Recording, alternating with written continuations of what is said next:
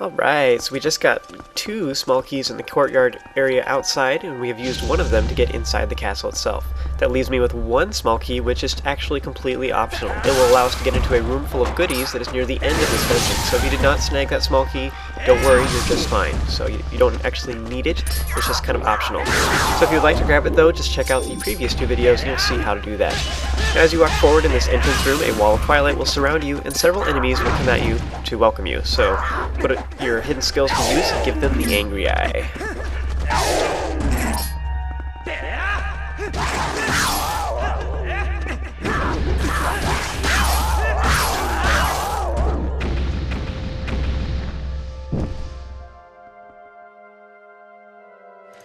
Now, for those of you who have played A Link to the Past and a few of the other Zelda titles in the series, you may have noticed that the music here is the classic Hyrule Castle theme, so they're bringing it back, so it's kind of deja vu for a lot of you who have played some of the older titles, so it's pretty cool.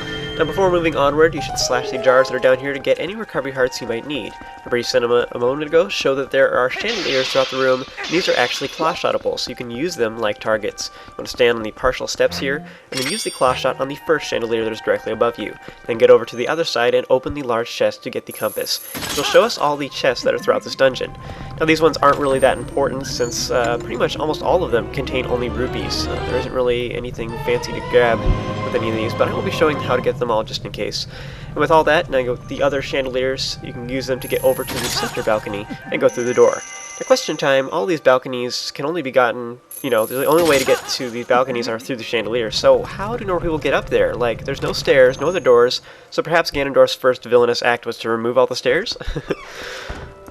In this room, you'll immediately be enclosed with a Darknut. Now, for the first phase, the trick to beating them is to lure them into attacking, which temporarily lowers their defenses. You want to jump out of the way to avoid getting hurt. Then you want to run for the kill while they slowly get their bearings. You can easily be able to get several hits off this way. After you've done enough damage, then its outer armor will fall off and it will throw its big swords. Be sure to dodge that and defend against it with your shield if you're far enough back. Now, the second phase is a little bit trickier. They lose their guard for a bit after attacking, but it's a little bit trickier to stay close to them, and they'll kick you if you stand too close. The trick to beating them is to either circle around from behind them and use moves like the backslice, or to slice them and then follow up with a strong attack, or you use moves like the spin attack or the jump attack. And this will lower their defenses completely. So you slash, jump attack, slash, slash, allowing them, this will allow you to get a ton of damage in. Now, before moving onward, there is some oil nearby in case you want to fill up your lantern, so be sure to do so if it's low, since you may need a lot of it here in just a moment. Now, this room has several torches in it which raise and lower the platforms that form the steps. Now, the final step is actually too tall to climb up when it's raised, and you'll see in a moment, so that won't work. The puzzle is actually a little bit misleading, and I'll show you how to complete it. You want to stand on the final step, use the Gale Boomerang to put out the flame of the torch that is next to the oil, and then quickly run onto the step, which will raise you up to the next platform. At this point, there's actually 2 different ways you can go. You can go to either way, since they will both lead to the same destination. But one side also has a shortcut, while the other leads to more rupees. Now, because this is a full walkthrough, I will actually be showing both sides, just because. You don't actually have to go to both sides, I'm just showing both sides. So I'm going to take the shortcut route first, and you'll see why here in a little while. In this dark room, a bunch of keys are hiding on the ceiling, and they'll get in the way while you're trying to accomplish this torch puzzle, so I recommend you killing all of them first, and if you run out of lantern oil, you can always return to the previous room to get more. Now, the trick to this puzzle is that the 4 torches stay lit for varying amounts of time, so you want to light the longest lasting torch first, and then the next, etc., until you finally light the shortest lasting torch.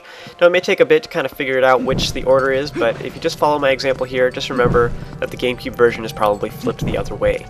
So this is how you solve that puzzle. You do it in this order, and this is the, from the longest lasting one to the shortest lasting one. This will thus open the door once they're all lit together.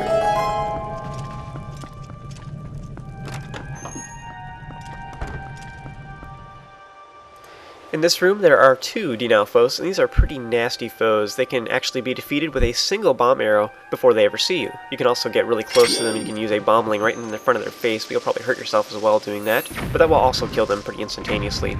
So here I'm going to leave just one of them alive so I can show you how to fight them in close range as well. The trick to beating them is to realize that they are vulnerable as they run at you, so you want to back up on purpose, and then use the shield attack as they're coming towards you. This will get past their initial defenses, and they'll be vulnerable for a moment.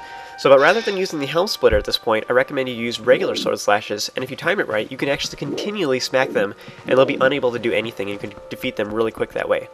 so that's actually a really cheap tactic to defeat them instantaneously.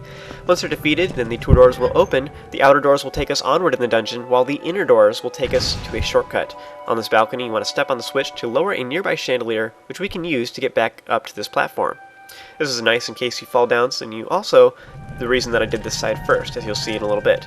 With that, you want to simply head back outside if you want, but I'm actually going to go over to the other side and show you how to do that one as well. As I said earlier, you don't have to do both sides, I'm just showing how to do both sides. If you do intend on going to both directions though, I recommend you do this side first, because now you have a shortcut to get back up, and it will be useful here in just a moment.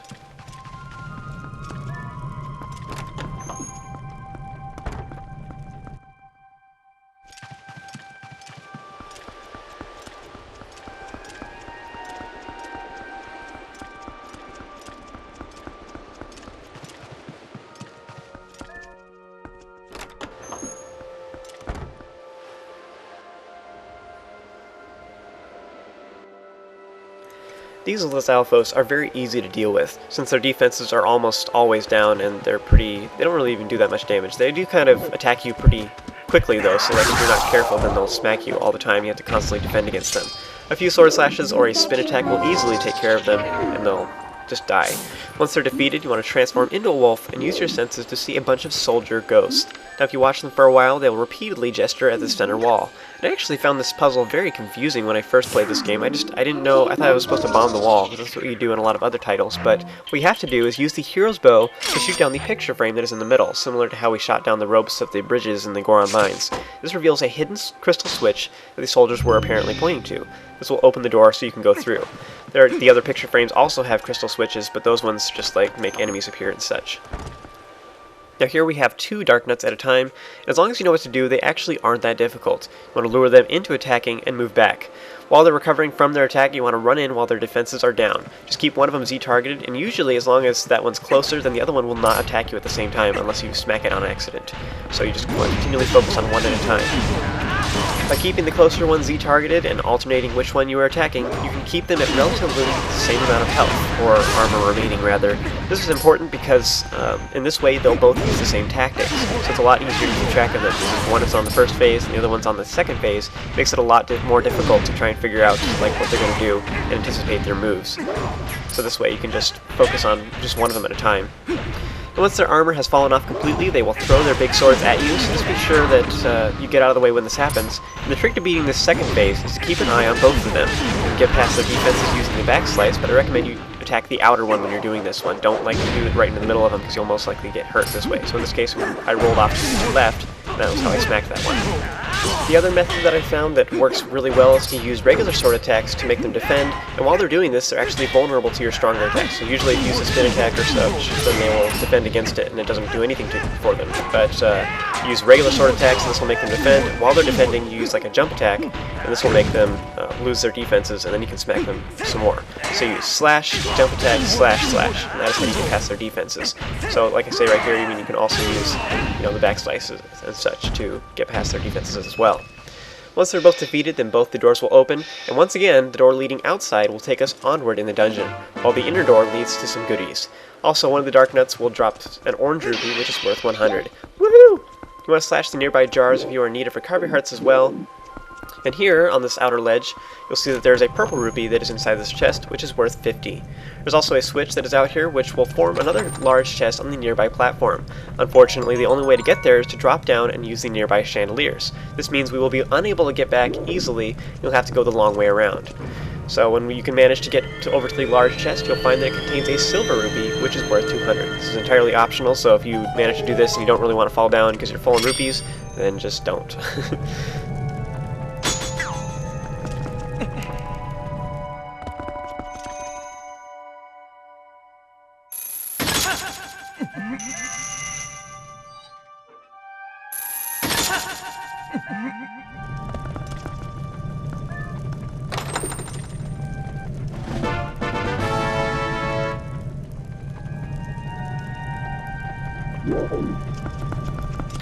So this is why I went to the left sides first, was to make this shortcut. So now that we have the chandeliers lowered, we can now get up to this upper platform, and now we can get outside.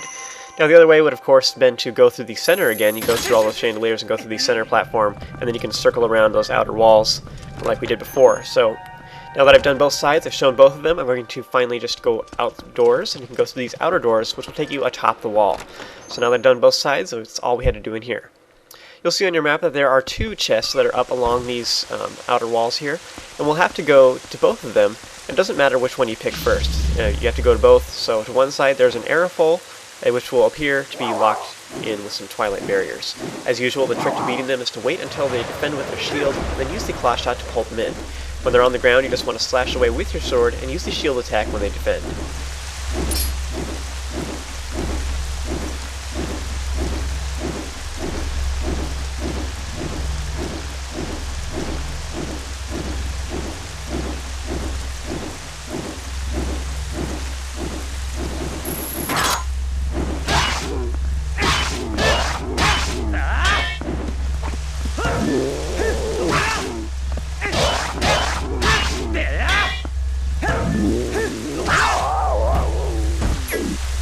Once it's been defeated, go ahead and grab the recovery hearts from the barrels and such nearby, and then open the large chest to get a small key.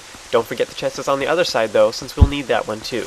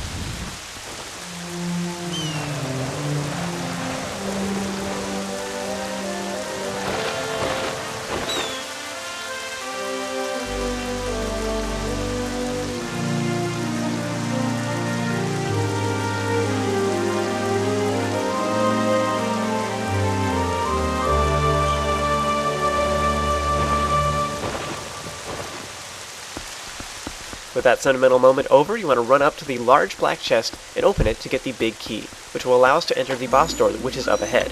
Unfortunately, we will not see the resistance group throughout the rest of this dungeon, so that's too bad.